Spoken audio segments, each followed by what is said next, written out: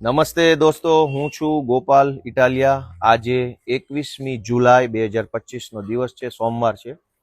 આજે સવારથી હું, અમારા હરેશભાઈ અને અમારા જયસુખભાઈ અમે નક્કી કર્યું કે આપણે વિસાવદરની સરકારી જે હોસ્પિટલ છે, અત્યાર સુધી તો એ CHC હતી, કોમ્યુનિટી હેલ્થ સેન્ટર હતું. હવે પછી એને SDH એટલે કે સબ ડિસ્ટ્રિક્ટ હોસ્પિટલમાં કન્વર્ટ થવાની છે. આજે અહીંયા હું આવ્યો અને મેં લગભગ આખી હોસ્પિટલના બધા જ સુવિધા, બધા જ વિભાગની રૂબરૂ મુલાકાત લીધી છે.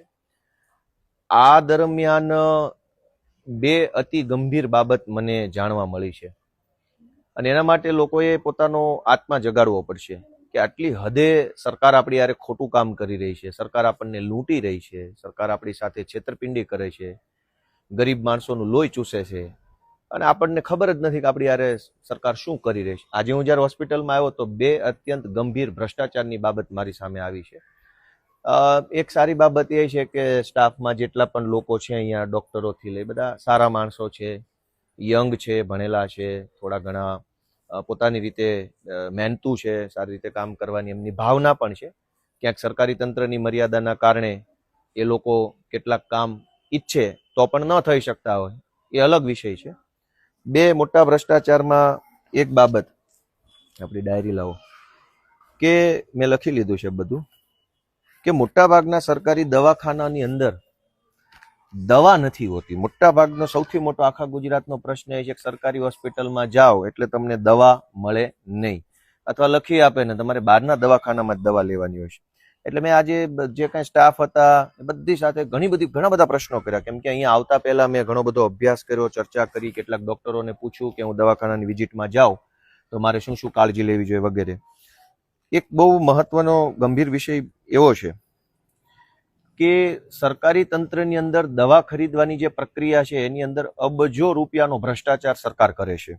કેવી રીતે? જેમ કે આ વિસાવદરની હોસ્પિટલ છે, સરકાર એવું કહે છે કે વિસાવદરની તાલુકા આખાની જે હોસ્પિટલ છે એને આખા વર્ષ દરમિયાન જેટલી દવાની જરૂર પડશે, દવાની અનેક પ્રકારની કેટેગરી હોય, તાવની, ઉધરસની, શરદીની, સર્જરીની, બાળકોની, પુરુષોની, વડીલોની, ગાયનેકની દવાઓ, ઓર્થોપેડિકની દવાઓ, સાપ કરડ્યો હોય, ઇલેક્ટ્રિક શોર્ટ લાગ્યો હોય, જથ્થાબંધ કેટેગરીની દવાઓ છે. સરકારની નીતિ એવી છે કે સરકારની એક GMSCL કંપની છે, જે સરકારી કંપની છે જે દવા અને મેડિકલ સાધનો ખરીદવાનું કામ કરે છે. આ કંપની પાસે આખા વર્ષમાં એક જ વખત તમારે દવા મંગાવવાની. એટલે ઉદાહરણ તરીકે તાવની દવા પેરાસિટામોલ આવતી હોય તો અહીંના જે મુખ્ય ડોક્ટર છે એને સરકાર પાસે આખા વર્ષનો સ્ટોક એક જ વખતમાં મંગાવી લેવાનો કે કેટલી દવા જોશે, તો અહીંથી લખીને મોકલે કે ભાઈ આખા વર્ષમાં મારે 10 લાખ પેરાસિટામોલ ટેબ્લેટ જોશે, એટલે અહીંથી 10 લાખની માંગણી આવી, બીજા તાલુકામાંથી 10 લાખની, ત્રીજામાંથી 10 લાખની. ઉપર જ્યારે ગાંધીનગરમાં જ્યારે આ GMSCL કંપનીમાં જાય છે ત્યારે એ દવાનો આંકડો થઈ જાય છે કરોડોમાં. 100 કરોડ ટેબ્લેટ, 200 કરોડ ટેબ્લેટ, 400 કરોડ ટેબ્લેટમાં એ આંકડો થઈ જતો હોય છે. આનાથી પ્રોબ્લેમ શું થાય છે? બે પ્રોબ્લેમ થાય છે કે કઈ દવાની કેટલી જરૂર પડશે એ દર 2 મહિને 3 મહિને એસેસમેન્ટ થવું જોઈએ, કેમ કે જેમ ઋતુ બદલાય, જેમ આબોહવા બદલાય, જે કોઈ વાયરસ ફેલાણો, કોઈ અટક્યો, એવી પ્રકારે રોગ આવતા હોય ને એવી પ્રકારે રોગ જતા હોય. આખા વર્ષમાં એક સાથે દવા મંગાવી લેવામાં આવે અને જો એ દવા એક્સપાયર્ડ થઈ જાય તો એક્સપાયર્ડ દવાનો ખર્ચો જે છે એ અહીંના ડોક્ટરોએ ભોગવવાનો. આ સૌથી મોટો ભ્રષ્ટાચાર છે કે સરકારી દવામાં 10 લાખ પેરાસિટામોલ ડોક્ટરે મંગાવી લીધી અને 5 લાખ જ પેરાસિટામોલ વપરાય તો બાકીની 5 લાખ તો એક્સપાયર્ડ થઈ જવાની. તો એક્સપાયર્ડ દવા પાછી નથી મોકલી શકતા, એના પૈસા ડોક્ટરે, અહીંના મેન ડોક્ટર જે હોય, સુપ્રિન્ટેન્ડન્ટ હોય, RMO હોય, એને ભરવા પડે છે. હવે પોતે પૈસા ન ભરવા પડે એક્સપાયરી દવાના, એટલે શું કરશે? થોડીક ઓછી દવા મગાવશે. ઓછી મગાવશે એટલે અહીંયા ડોક્ટરોને દવા મળશે નહીં. સરકાર હાથે કરીને શું કામ એવો કાયદો લાવ્યા કે ભાઈ એક સાથે જથ્થાબંધ દવા મગાવી લેવાની? સરકાર એવો નિયમ કેમ નથી બનાવતી કે દર 3 મહિને તમારે જે દવા વધારે જોતી હોય એ આવતા 3 મહિનાના સ્ટોકમાં વધુ મગાવી લેવાની, અને જે દવા ઓછી જોતી હોય એ નવા 3 મહિનાના સ્ટોકમાં ઓછી મગાવવાની. 3 મહિનામાં જે દવા મગાવી છે 3 મહિનાના અંતે વધી હોય તો તરત પાછી આપી દેવાની. જે દવાખાનામાં જોતી હોય, બીજા કોઈ દવાખાનામાં એ દવાની જરૂર હોય તો ત્યાં સપ્લાય થઈ જશે અને અહીંયા નવી આવશે. તો દવા ખરીદવાની સિસ્ટમ જો દર 3 મહિનાના આધાર ઉપર કરવામાં આવે તો બહુ સારું થાય. પણ દર 3 મહિનાના બદલે દર આખા વર્ષની એક સાથે દવા શું કામ મગાવવામાં આવે છે? એક દવાખાનામાં લગભગ કોમ્યુનિટી હેલ્થ સેન્ટર છે એટલે 1000 પ્રકારની દવાઓ આવતી, 1000 પ્રકારની. નાના બાળકોની 100 પ્રકારની દવા, મહિલાની 100 પ્રકારની દવા, પુરુષની 100 પ્રકારની દવા, હાડકાની 100 પ્રકારની દવા હોય, આંખની દવા, નાકની દવા, 100 પ્રકારની દવા. તો કોઈ એક દવાખાનામાં 1000 પ્રકારની દવાઓ આવતી હોય, જેમાં લિક્વિડ ફોર્મમાં આવતી હોય, ટેબ્લેટ ફોર્મમાં આવતી હોય, કેપ્સ્યુલ ફોર્મમાં આવતી હોય. કરોડોનું બજેટ બને છે આ દવા ખરીદવાનું. કરોડો રૂપિયાની દવા ખોટે ખોટી ખરીદાય છે, ખોટે ખોટી આવે છે, ભ્રષ્ટાચાર થાય છે અને સામાન્ય માણસને તાવની ટીકડી દવાખાના મફત નથી મળતી. આજે હું દવાખાનામાં આવ્યો તો મને આ મુદ્દો જાણવા મળ્યો કે દવા ખરીદીની અંદર કરોડો રૂપિયાનું કૌભાંડ GMSCL કંપનીના માધ્યમથી થઈ રહ્યું છે અને અંતમાં કોઈ પણ વ્યક્તિને સામાન્ય જે દવાઓ હોય એ મળતી નથી. આ સિવાય બીજા 2 મહત્વના કૌભાંડ, કેમ કે આ આખા ગુજરાતમાં હાલે છે. ગોપાલ ઇટાલિયા ધારાસભ્ય છે પણ એના એકલાથી કંઈક બદલાઈ નહીં જાય. લોકોએ પોતાનો આત્મા જગાડવો પડશે કે તમારી હારે આટલું બધું ખોટું થઈ રહ્યું છે, તમને સરકાર લૂંટી રહી છે અને તમને ખબર નથી, તમારો આત્મા ક્યારે જાગશે. બીજું એક બહુ મહત્વની ગંભીર બાબત મારી સામે આવી છે જે મેં લખી લીધી છે કે આપણે PMJY ના કાર્ડ નીકળે છે, પ્રધાનમંત્રી જન આરોગ્ય યોજનાના કાર્ડ નીકળે છે. આ કાર્ડની અંદર આ પકડી રાખો તો અત્યાર સુધી એવું હતું કે આ કાર્ડમાં મોટી મોટી સર્જરીઓ, માનો કે શરૂઆત થઈ જ્યારે પ્રધાનમંત્રી જન આરોગ્ય યોજનાની, આ ગુજરાતનું સૌથી મોટું અબજો રૂપિયાનું કૌભાંડ છે જે આજે મને અહીંથી જાણ થઈ. હું શું કરી શકીશ? હું ગુજરાતના મુખ્યમંત્રીને કહીશ કે આરોગ્ય મંત્રીને કહીશ કે આરોગ્ય સચિવને કહીશ, પણ એ જ બધાનો આમાં કટકી આવતી હશે તો એ મારી વાત થોડા સાંભળશે. હું ભલે ધારાસભ્ય હોઉં, જનતાની આંખ ખુલવી જોઈએ, જનતાને પોતાને ખબર હોવી જોઈએ કે તમારા ખિસ્સામાંથી પૈસા કાઢી જાય છે. PMJY કાર્ડ જે છે એની શરૂઆત જ્યારે થઈ ત્યારે એ શરૂઆત એટલા માટે થઈ હતી કે જીવનમાં આકસ્મિક કોઈ મોટો ખર્ચો આવી જાય, 5 લાખનો ખર્ચો આવી જાય જીવનમાં, અચાનક કોઈ મોટું ઓપરેશન કરાવવું પડે, માણસના ખિસ્સામાં પૈસા ન હોય તો સરકાર એને 5 લાખની વેલિડિટી વાળું કાર્ડ આપે. એ કાર્ડ આપે એટલે એ માણસ કોઈ પણ પ્રાઇવેટ દવાખાનામાં જાય અને કાર્ડ એનું કેશ કરાવે, ક્લેમિંગ કરાવે એટલે એના ખાતામાં એ કાર્ડમાંથી પૈસા કપાઈ જાય, માણસની સર્જરી થઈ જાય. આ એનો મૂળ ઉદ્દેશ હતો. પણ હવે એક બહુ જ મોટું ષડયંત્ર, ભ્રષ્ટાચાર ચાલુ થયો. સરકારે શું નક્કી કર્યું કે હવે પછી તમામ રોગ A to Z, તમને શરદી થઈ ગઈ, ઉધરસ થઈ ગઈ, શ્વાસની બીમારી થઈ, તમને કૂતરું કરડી ગયો, તમને ઝાડા થઈ ગયા, તમને તાવ આવ્યો, તમને સામાન્ય ટાંકા લીધા છે, રસોળી થઈ, સામાન્ય એક્સિડન્ટ થઈ ગયું, આ બધી જ બાબતોને ફરજિયાત PMJY કાર્ડ એટલે કે પ્રધાનમંત્રી કાર્ડમાં નાખ્યું. એના કારણે શું થાય? આ સરકારી દવાખાનું છે, આ સરકારી દવાખાનું મફતમાં ચાલવું જોઈએ. કૂતરું કરડી જાય તો મફત સારવાર હોવી જોઈએ, તાવ આવે તો મફત સારવાર હોવી જોઈએ, તમને ઝાડા ઉલટી થાય તો પણ અહીંયા મફત સારવાર હોવી જોઈએ, તમને કોઈ રસોળી નીકળી છે મફત સારવાર હોવી જોઈએ, એક્સિડન્ટ થયું છે, સામાન્ય એક્સિડન્ટ થયું છે, 10-5 ટાંકા આવે છે તો અહીંયા મફત સારવાર હોવી જોઈએ. પણ હવે કૌભાંડ શું છે કે સરકારી દવાખાનામાં તમે કોઈ પણ XYZ સામાન્ય ઝાડા ઉલટીની પણ અહીંયા સારવાર કરાવવા આવશો એટલે અહીંયા ફરજિયાત તમારા PMJY જે કાર્ડ છે, પ્રધાનમંત્રી કાર્ડ, એમાંથી એ પૈસા કાપી લેવામાં આવશે. અને આવું આખા ગુજરાતમાં છે. અને સરકારી દવાખાનાના ડોક્ટરોને સરકાર તરફથી ટાર્ગેટ આપવામાં આવ્યો છે કે કોઈ પણ માણસ સરકારી દવાખાનાનું પગથિયું ચડે એટલે એના કાર્ડમાંથી પૈસા કાપી લેવાના. હવે ઝાડા ઉલટીના કેસમાં કાર્ડમાંથી પૈસા કાપી લેશો તો જ્યારે ખરેખર મોટી સર્જરી આવશે, મોટું ઓપરેશન આવશે ત્યારે શું કરવાનું માણસે? તો મેં ડોક્ટરને પૂછ્યું અહીંયા કે હવે ઝાડા ઉલટીમાં જો PMJY કાર્ડ અહીંયા આપવું પડતું હોય તો આ સરકારી દવાખાનું જ ન કહેવાય, તો આ પ્રાઇવેટ દવાખાનું થઈ ગયું. પહેલા એવું હતું કે સામાન્ય રોગ જે છે, મામૂલી રોગ જે છે, ઝાડા ઉલટી, કૂતરું કરડી ગયું, શોર્ટ સર્કિટ થઈ ગયો, આંગળી ફસાઈ ગઈ, કોઈ ગાય ભેંસે માર્યું, આપણને ટ્રેક્ટર વાગી ગયું, તો અહીંયા મફત સારવાર હતી. કોઈ એક પાવલી દેવાની નહીં, દવા મફત, સારવાર મફત. અહીંયા તમે ઇન્ડોર દાખલ થાવ દવાખાનામાં તો મફત. હવે શું થયું? હવે અહીંયા કંઈ પણ કામ હશે તમારે કાર્ડ ફરજિયાત કરાવવું પડશે અને જબરજસ્તીથી કરે છે. અને ઉપરથી પ્રેશર કરે છે સરકારી તંત્ર, ટાર્ગેટ આપે છે કે ઝાડા ઉલટી વાળા હોય કે તાવ વાળા હોય ફરજિયાત એનું કાર્ડ અહીંયા લખી લેવાનું ને એમાંથી પૈસા કાપી લેવાનું. હવે તો પ્રાઇવેટ દવાખાનામાં જાવ 300 રૂપિયામાં તાવની દવા મળતી હોય, અહીંયા આવો ને સરકારી કાર્ડમાંથી 2000 કાપી લેશે. અને એ બધા જ કાપેલા પૈસા ક્યાં જાય છે? 5 લાખનું એક કાર્ડ, 5 લાખનું બીજું કાર્ડ. હવે અહીંયા અત્યારે હું જયારે અહીંયા આવ્યો તો સાહેબે મને એવું કીધું 54 લોકોની OPD થઈ.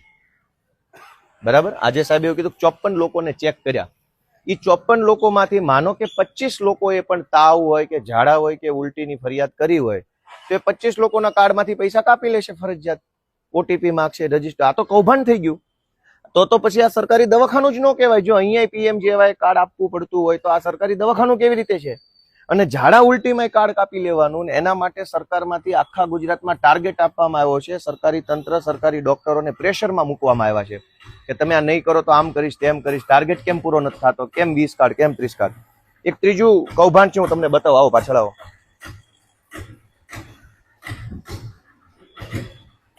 ભાઈ આવો, જલ્દી આવો. આ ડાયરી રાખો તો રાખો.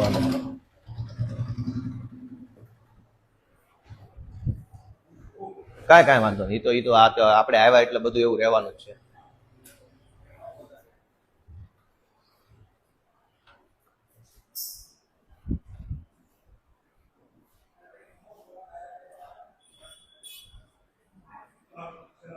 આમાં નહીં, આમાં જ છે.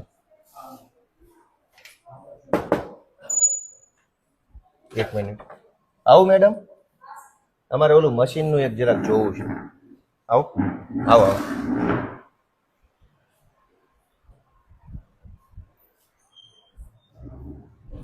હવે આ એક મશીન છે. આ મશીન જુનાગઢ જિલ્લા પંચાયત દ્વારા, થોડોક આગળ ભર્યો, જુનાગઢ જિલ્લા પંચાયત દ્વારા આ લેબોરેટરી ટેસ્ટિંગનું. આમાં શું માપી શકાય? SpO2, ટેમ્પરેચર એટલે કે તમારા શરીરનું તાપમાન, અહીંથી બ્લડ પ્રેશર કેટલું છે, આલ્કોહોલ ટેસ્ટ, ECG અને હિમોગ્લોબિન ટેસ્ટ માપી શકાય. એવું લખ્યું છે, હકીકત નથી. કોલેસ્ટ્રોલ માપી શકાશે. તો બ્લડ પ્રેશર માપવા માટે તો સામાન્ય રીતે ડોક્ટર અહીંયા લગાવીને પેલું હવા ભરે છે, પેલું મશીન આવે છે એનું માપવાનું, એનું નામ ભૂલી ગયો, એને શું કહેવાય?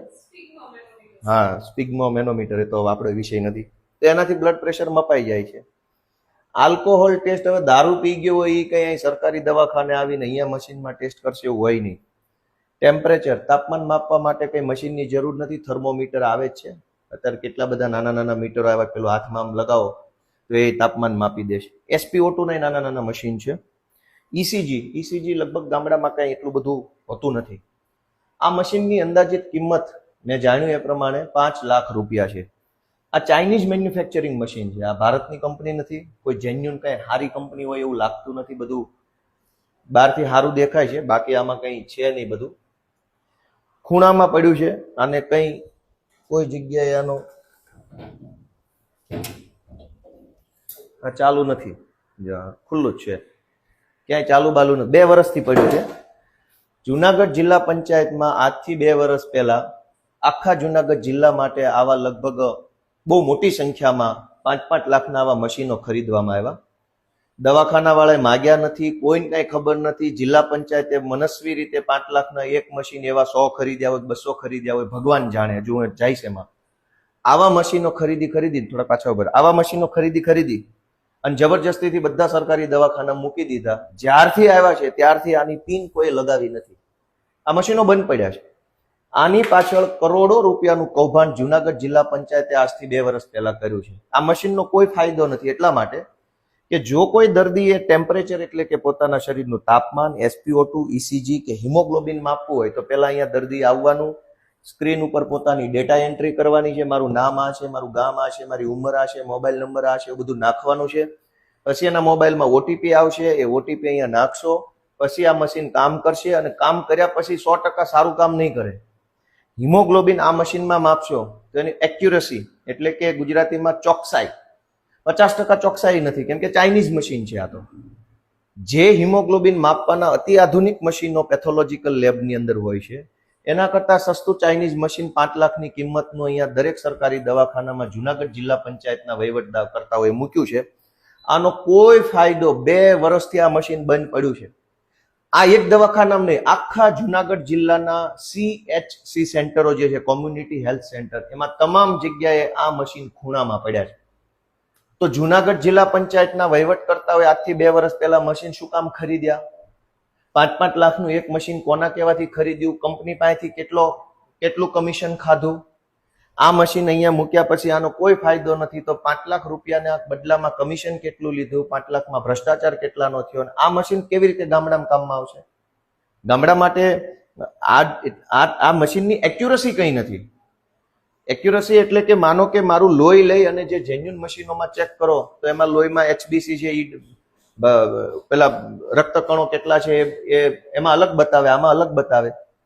તો મેં ડોક્ટરોનો અભિપ્રાય, બીજા અલગ અલગ ડોક્ટરોનો અભિપ્રાય લીધો કે આ મશીનનું કોઈ કામ નથી, કોઈ ફાયદો નથી, યુઝલેસ છે, ટાઈમપાસ છે, જેન્યુન કંપનીનું જેન્યુન મશીન પણ નથી, વાહિયાત કક્ષાનું આખું મશીન છે.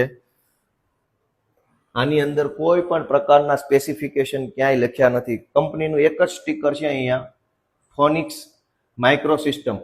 આ મશીન ક્યાં બન્યું છે, કઈ સાલમાં બન્યું છે, એના શું સ્પેસિફિકેશન છે, આની અંદર શું વપરાયું છે, આની એક્યુરેસી કેટલી છે, આ મશીનની પોતાની એક્સપાયરી ડેટ કેટલી છે, આનું મેન્ટેનન્સ કેવી રીતે કરવાનું છે, આ મશીન ચલાવવા માટે શું વ્યવસ્થા, કશું જ આની ઉપર ક્યાંય લખ્યું નથી. આખું મશીન છે,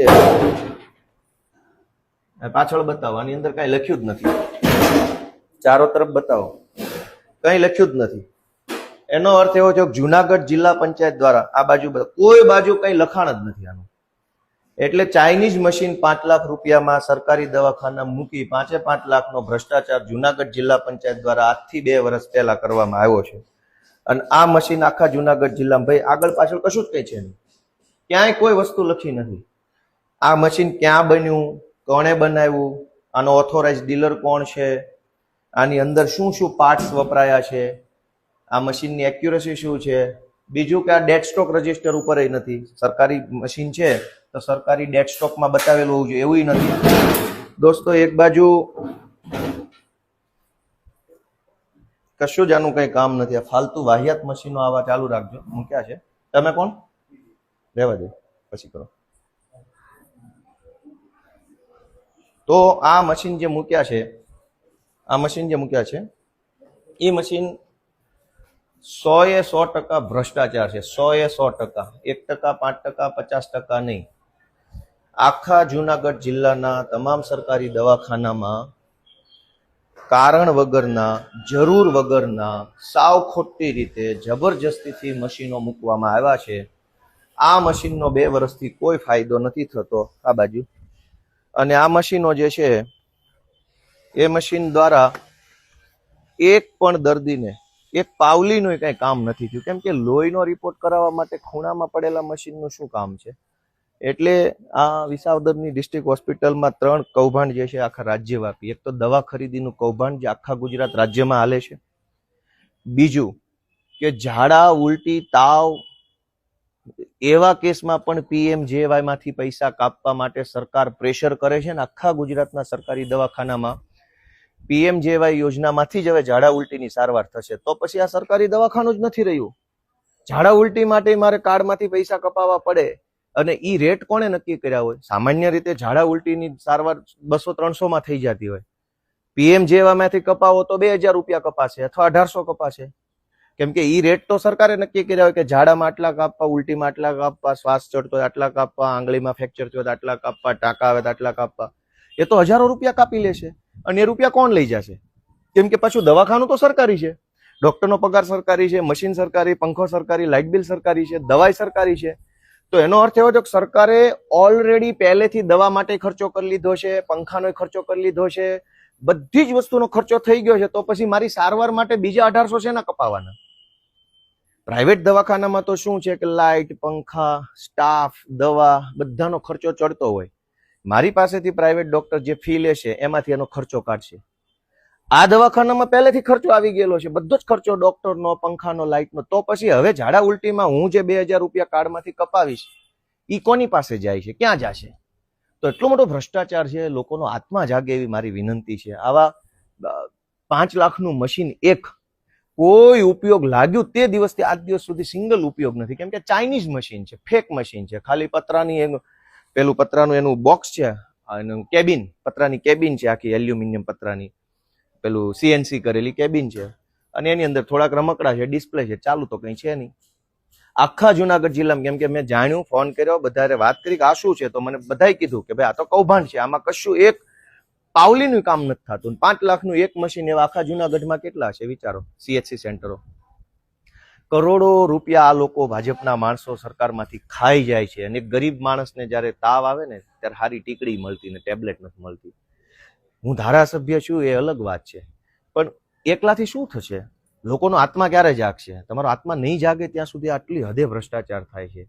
આજે મારો જન્મદિવસ છે, પણ હું જન્મદિવસ મનાવવાની મને કોઈ અંદરથી ખુશી નથી, કે અંદરથી મને આમ નથી ચલો આજે હું ખાલી આમ વાહ વાહ થઈ જાય એવા જ પ્રોગ્રામો કરું. આજે 21મી તારીખ જુલાઈ મારો જન્મદિવસ. હું એમ ઈચ્છું છું કે જે માન સન્માન ને સુવિધા ગોપાલ ઇટાલિયન મળે છે એ જ સુવિધા ગોપાલને મત આપનાર વ્યક્તિને કેમ નહીં?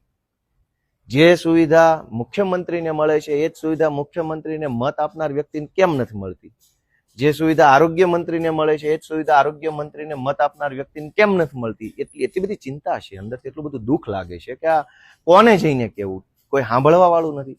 મિત્રો, તમારો આત્મા જગાડો એ હું તો વિનંતી કરું છું કે એટલી હદે અન્યાય થાય છે, એટલી હદે ખોટું થાય છે. ક્યારે જાગશો બધા? પોતાનો આત્મા જગાડો. વિસાવદરનો સરકારી દવાખાનાનો સ્ટાફ છે એ સજ્જન માણસો છે, પણ એ નાના કર્મચારીઓ છે. હવે એને કઈ ખકડાવા બખડાવાનો કોઈ મતલબ જ નથી, કેમ કે સરકાર પોતે જ ચોર છે. તો સુપ્રિન્ટેન્ડન્ટને કે બીજા ડોક્ટરોને શું કહેવાનું? એ તો જાણે છે કે અમારા હાથમાં કંઈ નથી, અમે લાચાર છીએ. સરકાર અમારી પાસે દવાની ખરીદીમાં ચોરી કરાવે છે, સરકાર અમારી પાસે ઇલેક્ટ્રિફિકેશનમાં, મેન્ટેનન્સમાં, બાંધકામમાં, બધામાં ચોરી કરાવડાવે છે. સાહેબો શું કરવાના છે? જનતાનો આત્મા જાગે એવી હું તો વિનંતી કરું છું. આજે મારા જન્મદિવસ નિમિત્તે તમારો આત્મા જાગે તો કાંઈક કરજો, સક્રિય બનજો, બોલજો, અવાજ ઉઠાવજો, વિરોધ કરજો એવી આશા સાથે સૌને જય જય ગરવી ગુજરાત.